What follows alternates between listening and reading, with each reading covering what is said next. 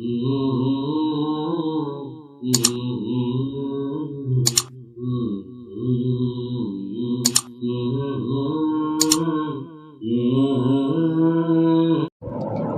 و نصلی علی رسولہ الکریم، اما بعد فاعوذ باللہ من الشیطان الرجیم، بسم اللہ الرحمن الرحیم۔ رب اشرح لی صدری ویسر لی امری واحلل عقدۃ من لسانی یفقہوا قولی۔ اللہم فقہنا فی الدین، اللہم انا نسألک علما نافعا وعملا متقبلا ورزقا طیبا۔ اللہم انفعنا بما علمتنا وعلمنا ما ينفعنا وزدنا علما، آمین یا رب العالمین۔ السلام علیکم ورحمۃ اللہ وبرکاتہ۔ ناظرین کرام، رمضان ڈائری کے 9ویں روز کا آغاز کرتے ہیں، اور آج اپنی ڈائری میں لکھنے کے لیے میرے سامنے قرآن حکیم کی جو آیت موجود ہے وہ آیت ہے سورہ الانعام کی آیت نمبر 17، اور اس آیت میں اللہ تعالیٰ ارشاد فرماتے ہیں وَإِن يَمْسَسْكَ اللَّهُ بِضُرٍّ فَلَا كَاشِفَ لَهُ إِلَّا هُوَ وَإِن يَمْسَسْكَ بِخَيْرٍ فَهُوَ عَلَى كُلِّ شَيْءٍ قَدِيرٌ، کہ اگر اللہ تمہیں کوئی تکلیف پہنچانا چاہے تو اللہ کے سوا اسے کوئی دور کرنے والا نہیں، اور اگر وہ تمہیں کوئی بھلائی پہنچانا چاہے تو وہ ہر چیز پر قادر ہے۔ ناظرین کرام، دل تو یہ چاہتا ہے کہ اس آیت کو گھول کر پی لیا جائے، ایسے کہ اس آیت کی تفسیر کو اور اس آیت کی تشریح کو اپنے اندر کسی طریقے سے اتار لیا جائے۔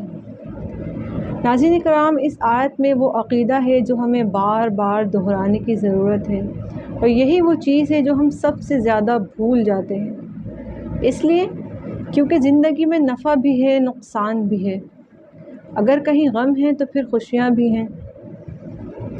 اگر کہیں آسانیاں ہیں تو پھر تکلیف بھی ہے، پریشانیاں بھی ہیں۔ تو ناظرین کرام، اللہ تعالیٰ اس آیت میں فرماتے ہیں کہ اگر اللہ تم کو پہنچائے کوئی نقصان تو پھر اس کو کوئی دور کرنے والا نہیں ہے، پھر چاہے وہ نقصان کسی بیماری کی صورت میں ہو یا کوئی اور پریشانی۔ اگر اللہ نے آپ کے نصیب میں، اگر اللہ نے میرے نصیب میں یہ پریشانی لکھ دی ہے، یہ تکلیف لکھ دی ہے، یہ دکھ لکھ دیا ہے، تو پھر اس کو کوئی دور کرنے والا نہیں ہے الا ہوا، سوائے اللہ کے۔ بس وہی ہے جو میری اس تکلیف کو دور کر سکتا ہے۔ اس لیے ناظرین کرام، کیونکہ یہ وہ پوائنٹ ہے جہاں پر انسان کا ایمان جو ہے وہ اس کے ہاتھ سے نکل جاتا ہے۔ جب ہم کسی تکلیف میں ہوتے ہیں، کسی پریشانی میں ہوتے ہیں، کسی دکھ میں ہوتے ہیں، تو پھر ہم یہ چاہتے ہیں کہ ہم اس دکھ سے فوراً نکل جائیں، پھر انسان بے صبرا ہو جاتا ہے، تو پھر اس ہوا کی جگہ الا ہوا، سوائے اس کے، اس ہوا کی جگہ بہت سارے نام لے لیتے ہیں۔ تو پھر ہم ایسا سوچنے لگتے ہیں کہ اگر ہمیں کوئی دکھ پہنچا ہے، کوئی تکلیف پہنچی ہے، کوئی پریشانی ہمارے ساتھ ہے، تو ہمارا ذہن اس طرف جانے لگتا ہے کہ فلاں شاید یہ میری مشکل کو ختم کر دے، فلاں شاید میری اس پریشانی کو ختم کر دے، بہت سارے نام جو اس ہوا کی جگہ لے لیتے ہیں۔ کہ اللہ تعالیٰ، لیکن ہوا اصل میں ہے کون؟ الا ہوا، اللہ تعالیٰ، صرف وہ ہے جو آپ کی پریشانی کو دور کر سکتا ہے۔ اور ہم بہک جاتے ہیں، ہم بھٹک جاتے ہیں، بہت سارے نام اس ہوا کی جگہ لے لیتے ہیں، فلاں بزرگ ہے، فلاں مزار ہے، فلاں حاجت روا ہے، فلاں مشکل کشا ہے، ہم بس یہی سوچنے لگتے ہیں، جبکہ اللہ تعالیٰ فرما رہا ہے الا ہوا، کوئی بھی نہیں۔ اگر اللہ تعالیٰ نے آپ کے نصیب میں یہ پریشانی لکھ دی ہے، یہ دکھ لکھ دیا ہے، تو آپ کہیں بھی چلے جائیں، کسی کے پاس بھی چلے جائیں، کوئی آپ کی پریشانی کو دور نہیں کر سکتا۔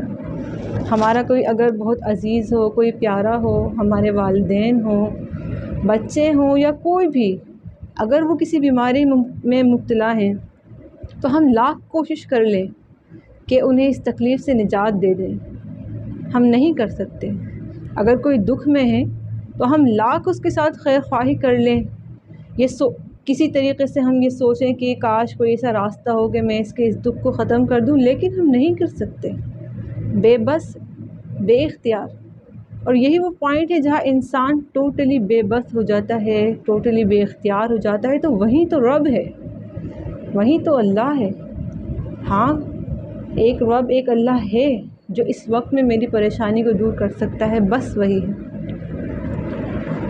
ناظرین کرام، رسول اللہ صلی اللہ علیہ وسلم نے فرمایا، حضرت عبداللہ بن مسعود سے روایت ہے، وہ فرماتے ہیں کہ ایک مرتبہ رسول اللہ صلی اللہ علیہ وسلم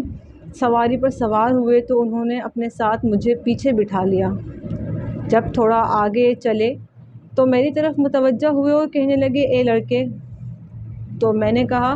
کہ حاضر ہوں، حکم کریں یا رسول اللہ صلی اللہ علیہ وسلم۔ تو آپ صلی اللہ علیہ وسلم نے فرمایا کہ اگر تم اللہ کو یاد کرو گے تو اللہ تمہیں یاد کرے گا، اور اگر تم اللہ کو یاد کرو گے تو تم ہر حال میں اللہ تعالیٰ کو اپنے سامنے پاؤ گے، اور اگر تم امن کی حالت میں اور خوشحالی کی حالت میں اللہ کو یاد کرو گے تو پھر وہ تمہیں تمہارے مصیبت کے وقت میں یاد کرے گا، اور اگر تمہیں کبھی کوئی سوال کرنا ہو تو اللہ سے ہی کرنا، اور اگر تمہیں کبھی کوئی مدد طلب کرنی ہو تو وہ بھی اللہ سے ہی کرنا۔ یعنی اللہ کے سوا تمہاری کوئی مشکل کشائی نہیں کر سکتا، تمہاری کوئی حاجت روائی نہیں کر سکتا۔ اگر اللہ نے آپ کے نصیب میں، اگر اللہ نے میرے نصیب میں کوئی تکلیف لکھ دی ہے، کوئی پریشانی لکھ دی ہے، تو پوری مخلوق مل کر بھی اگر مجھے کوئی فائدہ پہنچانا چاہے اور وہ میری قسمت میں اللہ نے نہ لکھا ہو تو وہ مجھے نہیں مل سکتا،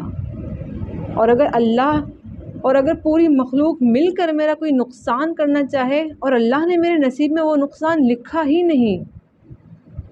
تو وہ ہرگز بھی مجھے کوئی نقصان نہیں پہنچا سکتے۔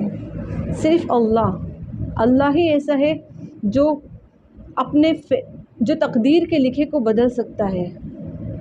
اگر وہ چاہے تو وہ میرے نقصان کو نفع میں بھی بدل سکتا ہے، اور اگر وہ چاہے تو وہ میرے نفع کو نقصان میں بھی بدل سکتا ہے۔ اللہ تعالیٰ نے قرآن حکیم میں یہ ارشاد فرمایا ہے کہ اگر اللہ اپنی رحمت کے دروازوں کو تمہارے لیے کھول دے تو پھر کوئی اسے روکنے والا نہیں، اور اگر وہ اپنی رحمت کے دروازوں کو تمہارے لیے بند کر دے تو پھر کوئی اسے کھولنے والا نہیں۔ اور اللہ تعالیٰ قرآن مجید میں یہ بھی فرماتے ہیں ایک جگہ کہ امن یجیب المضطر اذا دعاہ ویکشف السوء وجعلکم خلفاء من الارض االہ مع اللہ، یعنی کون ہے جو بے قرار کی دعا سنتا ہے جب وہ اسے تکلیف میں پکارے اور وہ تمہیں زمین میں جانشین بنا دیتا ہے؟ کیا اللہ کے سوا بھی کوئی معبود ہے؟ لیکن پتہ نہیں تم کہاں بھٹکے جا رہے ہو۔ ناظرین کرام، افسوس کی بات ہے کہ اتنی واضح تعلیم آ جانے کے باوجود بھی کہ رسول اللہ صلی اللہ علیہ وسلم بھی اپنی تمام تر زندگی میں یہی تعلیم دیتے رہے لوگوں کو، لیکن اس کے باوجود بھی امت کا حال یہ ہے کہ وہ معبود تو صرف اللہ کو مانتے ہیں، زبان سے تو یہ کہتے ہیں کہ اللہ ہی ہمارا رب ہے، لیکن اختیارات تمام کے تمام انہوں نے اللہ کے بندوں میں تقسیم کر دیے ہیں۔ بہت بڑی تعداد آج امت مسلمہ کی ایسی ہے جو اللہ کے علاوہ غیر اللہ سے نام لے کر مدد طلب کرتے ہیں، یا علی مدد، یا مشکل کشا، یا غوث، یا حاجت روا۔ کون ہے یہ صفات تو اللہ کی تھیں، اور یہ صفات تو اللہ کی ہیں۔ اللہ ہی مشکل کشا ہے، اللہ ہی غوث ہے، اللہ ہی حاجت روا ہے، اور ہم نے اللہ کی ان صفات کو اس کے بندوں میں تقسیم کر دیا ہے۔ ناظرین کرام، اللہ تعالیٰ اس آیت کے دوسرے حصے میں فرما رہے ہیں وَإِن يَمْسَسْكَ بِخَيْرٍ فَهُوَ عَلَى كُلِّ شَيْءٍ قَدِيرٌ، اور اگر وہ تجھے کوئی بھلائی پہنچانا چاہے تو پھر بھی وہ ہر چیز پر قادر ہے۔ تجھے کوئی بھلائی پہنچانے پر بھی صرف وہی قادر ہے، کیونکہ فیصلہ اسی کا ہے، کیونکہ اسے ہمیں دینے کے لیے کسی سے مانگنے کی ضرورت نہیں پڑتی، وہ کسی کا محتاج نہیں ہے، اسے ہمیں دینے کے لیے کسی سے اجازت طلب کرنا نہیں پڑتی۔ وہی فیصلہ کرتا ہے زندگی کا بھی، موت کا بھی، وہی فیصلہ کرتا ہے عزت کا بھی، ذلت کا بھی، جیسے وہ فرماتا ہے وَتُعِزُّ مَن تَشَاءُ وَتُذِلُّ مَن تَشَاءُ۔ وہی فیصلہ کرتا ہے بھلائی کا بھی اور برائی کا بھی، وہی فیصلہ کرتا ہے صحت کا بھی اور بیماری کا بھی۔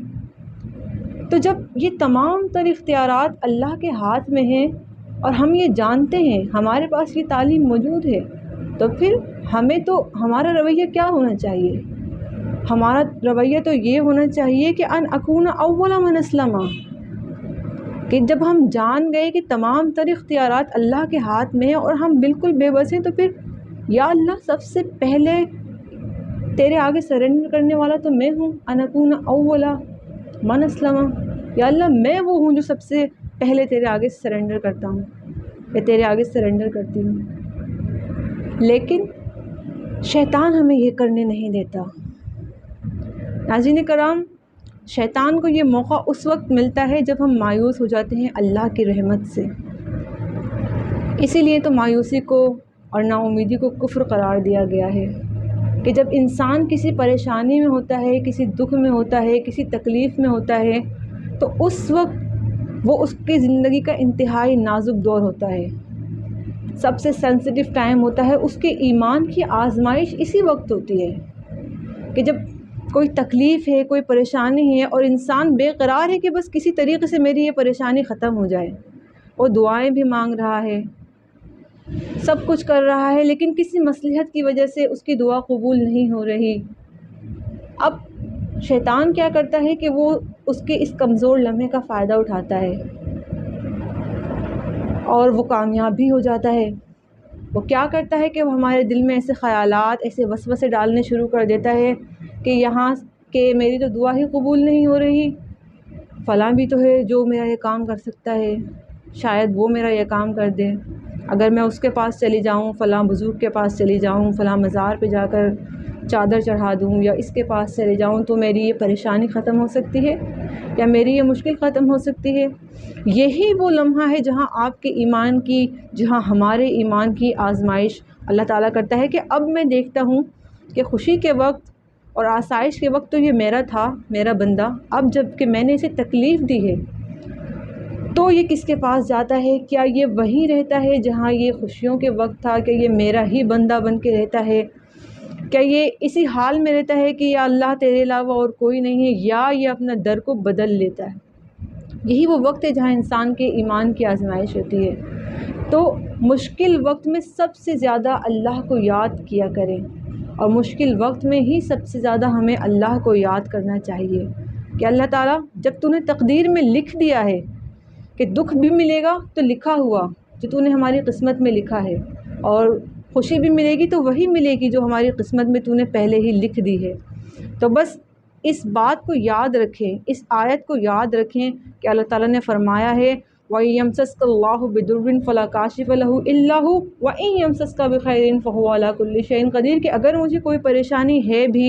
کوئی دکھ ہے بھی، کوئی تکلیف ہے بھی، تو وہ اللہ کی مرضی سے ہے اور اللہ کے علاوہ اسے کوئی اور دور نہیں کر سکتا۔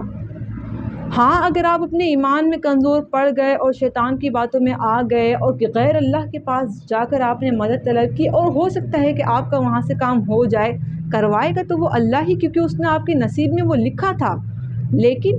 آپ اپنی آزمائش میں فیل ہو گئے۔ اگر آپ وہیں رہتے، اللہ کے در پر ہی بیٹھے رہتے، اسی سے مانگتے رہتے اور صبر رکھتے کہ ابھی نہیں دیا تو پھر دے دے گا، لیکن دے گا اللہ ہی، اس کے در کو نہ چھوڑتے، تو شاید آپ اپنے ایمان میں کامیاب ہو جاتے۔ لیکن اس چیز کو ہم اکثر بھول جاتے ہیں، اس آیت کو ہم اکثر بھول جاتے ہیں۔ تو اس آیت کو تو ناظرین کرام ہمیں لکھ کر اور اپنے سامنے لگا دینا چاہیے، تاکہ بار بار ہمیں یہ ریمائنڈر ملتا رہے کہ وَإِن يَمْسَسْكَ اللَّهُ بِضُرٍّ فَلَا كَاشِفَ لَهُ إِلَّا هُوَ، کوئی نہیں ایسا کہ اگر اللہ نے مجھے کوئی تکلیف پہنچا دی ہے تو وہ اس کو دور کر دے۔ تو ناظرین کرام، اس ایک دعا کے ساتھ اپنے پروگرام کا اختتام کرتی ہوں کہ اللہ تعالیٰ صرف اور صرف اپنے در کا محتاج رکھے۔ اللہ تعالیٰ اس آیت کا کہ اللہ کے سوا کوئی مجھے تکلیف نہیں پہنچا سکتا اور نہ ہی کوئی مجھے نقصان پہنچا سکتا ہے، جسے اللہ کے نبی صلی اللہ علیہ وسلم نے فرمایا، قرآن حکیم کی آیت ہے، نبی صلی اللہ علیہ وسلم نے قرآن حکیم کی آیت ہے کہ اللہ تعالیٰ نے یہ فرمایا کہ اے نبی کہہ دیجئے کہ میں تو اپنے نفع اور نقصان کا کچھ بھی اختیار نہیں رکھتا، اگر میں یہ اختیار رکھتا ہوتا تو میں اپنے لیے بہت سے خزانے جمع کر لیتا۔ تو سوچئے کہ جب اللہ کے نبی کو اپنے نفع اور نقصان کا اختیار نہیں تھا تو کوئی انسان کیسے ہمیں کوئی نفع دے سکتا ہے یا ہمیں کوئی نقصان پہنچا سکتا ہے؟ تو بس اپنے ایمان کو مضبوط رکھیے اور ہر وقت اللہ تعالیٰ سے یہ دعا کرتے رہیے کہ اللہ تعالیٰ ہمیں ہمارے ایمان میں ثابت قدم رکھ، یا اللہ تعالیٰ ہمیں بھٹکنے سے بچا لے، یا اللہ تعالیٰ ہمیں بہکنے سے بچا لے، اور شیطان کی کارروائیوں سے ہمیں محفوظ رکھ، اس کے اکسانے سے ہمیں محفوظ رکھ، آمین۔ اللہ تعالیٰ سے یہ بھی دعا ہے اللہ تعالیٰ اپنی آیات کا سچا فہم ہمارے دلوں میں راسخ کر دے۔ وآخر دعوانا ان الحمد للہ رب العالمین۔ السلام علیکم ورحمۃ اللہ وبرکاتہ۔